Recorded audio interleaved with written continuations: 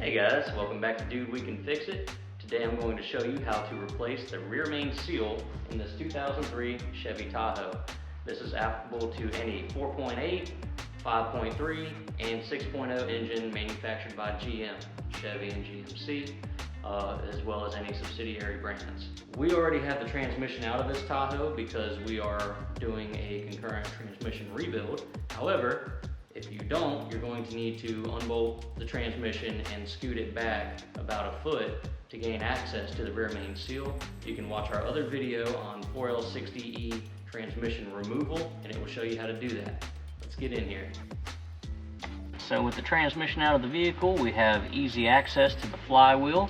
This is going to take a 15mm socket to remove these 6 bolts. So I'm going to try to use a impact so that I don't have to hold back up on this. So let's see if we're successful. That is successful. Make sure to hold the socket onto the nut very well because these are very shallow. You don't want to strip them out.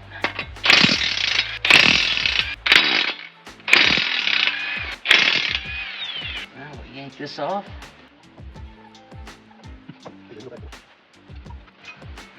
Now we're going to need a 10mm socket. We'll start with taking out this bolt and this bolt.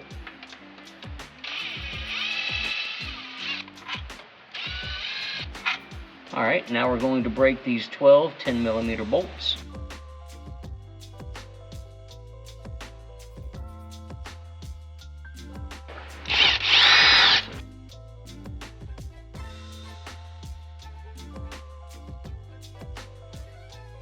Waiting for this wave of oil to come gushing out on my face. There we go. Now we'll just pry this off with the pry bar. A little bit on each side. And walk it off of there. Alright, so the gasket's not on the pan as we can see here. So unfortunately, we'll have to remove it from the engine.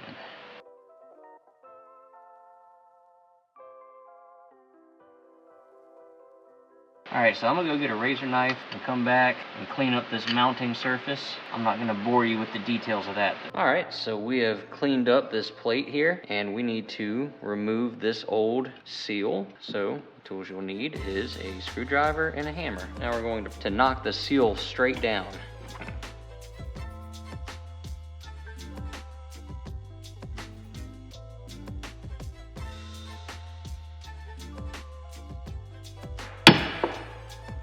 There we have it. So now we're going to clean up the bore for the seal and go get a new seal. Alright, so we have our new gasket kit. Comes with the plate with a new rubber on it, and then of course the new rear main seal. Let's open this up. This is our centering ring, our alignment tool type deal.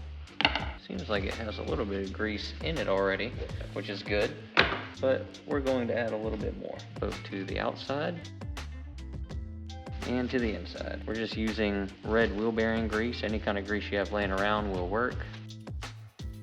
And we'll also add a little bit of grease to the inside bore. So it has these little dimples in here. It also, in very small print, says this side out. You may not be able to see that, but it's on there. So anyway, dimple side out, and you can also see that the inside is beveled. You want the bevel in, that way it will center itself on the crankshaft. We'll set this in here. And now we'll go around the outside lip with a flathead screwdriver. Just tap it down.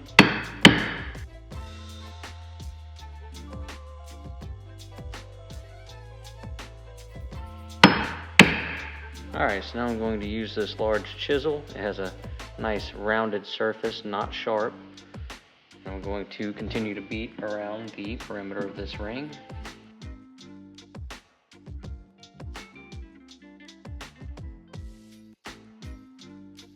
It looks like it still has a little lip here, but the outside of this casing actually sticks up a little bit more. So we'll just smooth the rest of our oil on here, our grease.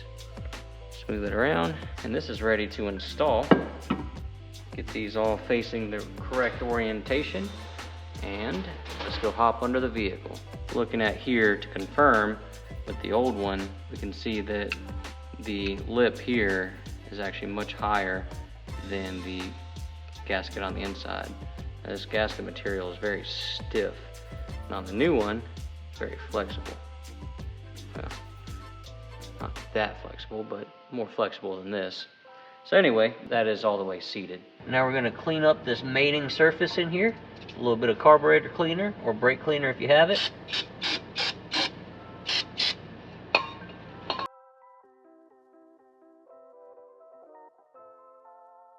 We've got this all cleaned up, got the old gasket material off of here. Kind of scraped that off with a pry bar actually. Well, scraper would probably have worked a little better.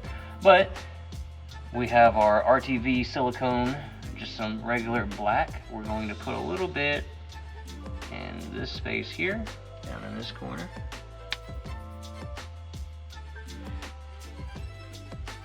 There we go. May as well go up the lip a little bit. And then I'm going to do the same thing over here.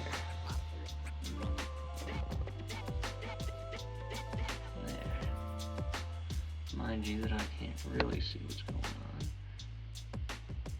But we're definitely going to let this sit for at least 24 hours before we start the engine. That way all this RTV is completely cured and we don't have to worry about sucking it in through the oil uptake. And I recommend you do the same. Now we're ready to set our little gasket in place here. Just like that. Press these down a little bit. Get it nice and set. And I'll smear that silicone across there. Now, we're ready to put our plate on here. Also, I cleaned this outside, the outside of the crankshaft here. Make sure that's nice and clean, doesn't have any burrs, no obvious wear on this sliding surface. Just gently press this in. Rock it side to side if you need to.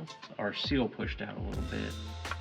So wiggle this back off a little bit. Push our seal back in. I'm going to hold our seal and try to wiggle it in over the crankshaft.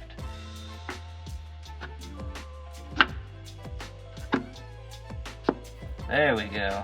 Much more success that time. Now I'll start one bolt on each side to begin. Alright, so now let's just take our time and wiggle the rest of these bolts in.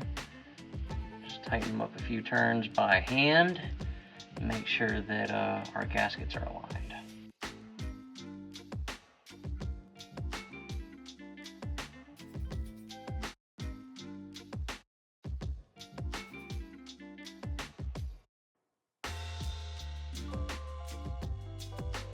Now we'll go ahead and just snug all these bolts.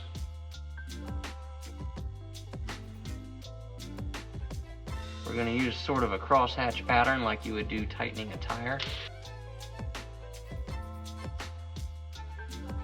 I'm going to finish snugging these all by hand.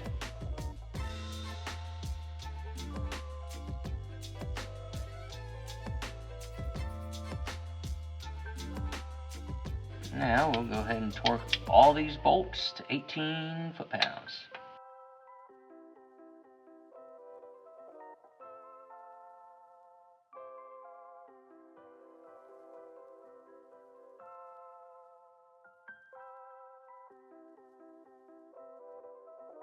Alright, now it's time to reinstall the flywheel. Well, there's an extra hole right here in between these two threaded holes.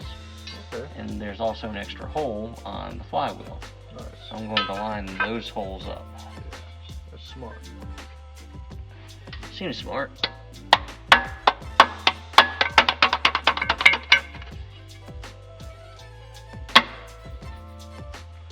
Alright, now we'll thread in our 15mm bolts.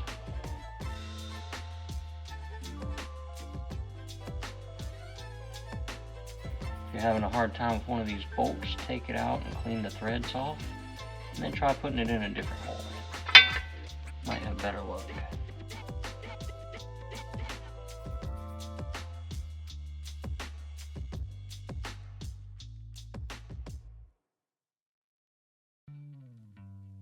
Alright, so there is a specific torque sequence that you need to follow when installing your flywheel. Alright, so the first round of torquing, we're going to torque it all down to 15 foot-pounds, and then we're going to come back and retorque them to 37, and then finally torque all the bolts down to 74 foot-pounds. Once again, we'll do this like we're tightening a tire, tightening the lug nuts on a tire. There we are, 15.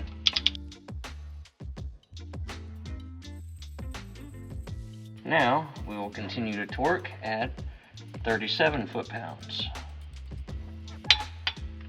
37, 37, 37, 37, 37,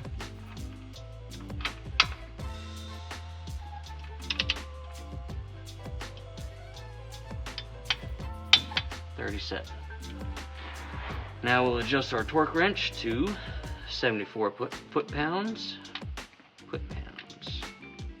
actually see adjusting the torque wrench too. That's good. All right, let's do it.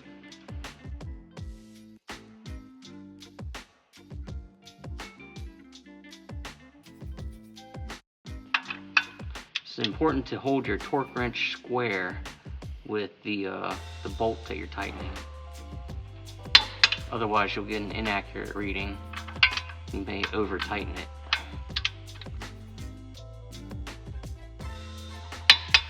That's all there is to it. That's how you remove and replace your rear main seal and gasket plate. Let's get out from under here. Alright, that's how you replace the rear main seal on your LS series engine. 4.8, 5.3, or 6.0. Hope you enjoyed this. Also, if you need help putting the transmission back into your vehicle, check out our 4L60 transmission install video. So please give us a thumbs up, write a comment, and subscribe to our channel for more videos on how you can fix it. And thanks for watching. Dude, we can fix it.